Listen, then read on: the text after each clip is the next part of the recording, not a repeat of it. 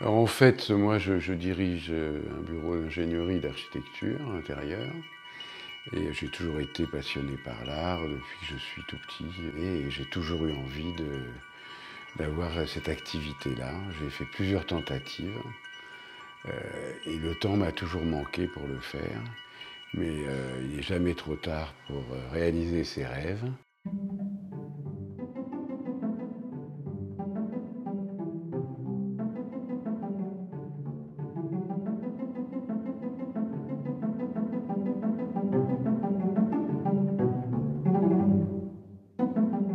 Et donc depuis 5 ans, je fais des expositions dans mes anciens locaux, où j'avais de très grands locaux de 300 mètres carrés, et j'avais monté une galerie éphémère, enfin une galerie, pardon, confidentielle, en fait, qui était un peu mon musée personnel et qui était à l'usage des collaborateurs et des clients qui passaient et qui avaient une petite surprise en venant chez nous.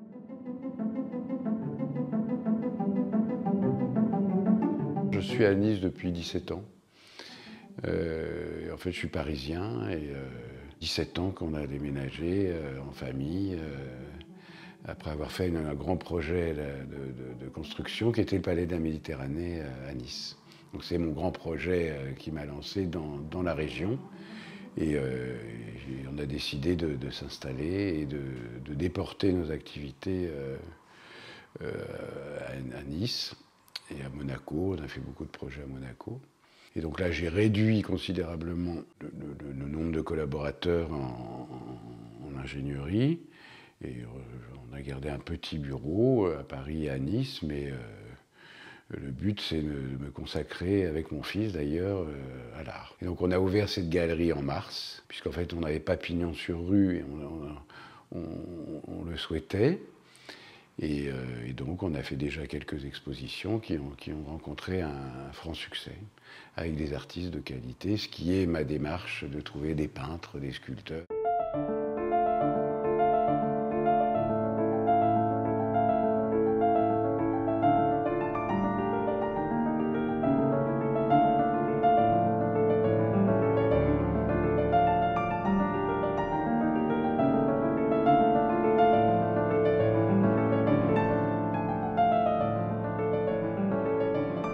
J'ai eu la chance de rencontrer beaucoup d'artistes et donc ça m'a éveillé, ça m'a toujours fasciné.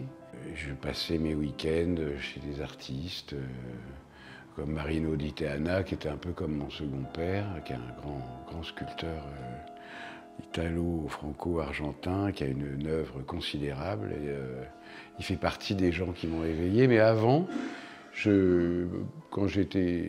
partir de 15-16 ans, je fabriquais des bijoux, je faisais des foires artisanales et je vendais, enfin je fabriquais et je vendais en gros et en détail. Et ma base, c'était Gassin, près de Saint-Tropez. Et à Gassin, j'ai rencontré une des personnes qui m'a vraiment éveillé à l'art, qui s'appelait malheureusement Vladimir de Perlinghi, qui était un être extraordinaire et qui avait monté une galerie d'art donc à Gassin, à la sortie du village. Et il recevait des gens incroyables constamment. Et donc moi je me faisais tout petit, moi j'avais 17 ans, 18 ans. Il m'accueillait dans sa galerie, donc je m'installais et je passais beaucoup de mes soirées ou de mes journées. Quand j'avais 5 minutes, j'allais chez Vladimir de Perlinghi, qui a lancé énormément d'artistes. J'étais fasciné par les collectionneurs qui venaient, des libres penseurs, des grands architectes, des écrivains, il y avait des artistes, beaucoup d'artistes qui venaient. Donc ça fait partie de vraiment ce qui a cimenté mon goût pour l'art. Je vivais 3-4 mois par an pendant mes études à Saint-Paul-de-Vence. Et j'avais une petite boutique de bijoux. Et c'était une époque encore où il y avait de grands artistes. Il y avait Armand, il y avait César, il y avait Enzo Cini, il y avait Bernard Venet. Enfin, plein de gens que j'oublie qu'on croisait dans la rue et avec qui on discutait, qui nous invitaient chez eux. Et on passait des moments, moi ça me transportait.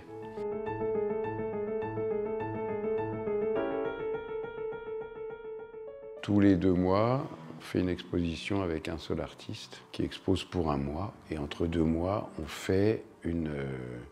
on présente l'exposition permanente qui change sans arrêt. C'est montrer des œuvres de notre collection, d'artistes émergents. Et puis en fait, à chaque exposition, on enrichit la collection des œuvres que l'on a présentées, ce qui fait qu'on va pouvoir offrir un panel intéressant et très varié de grands artistes, enfin, que je considère des grands artistes, qui sont connus, pas connus, à connaître, qui seront connus, voilà.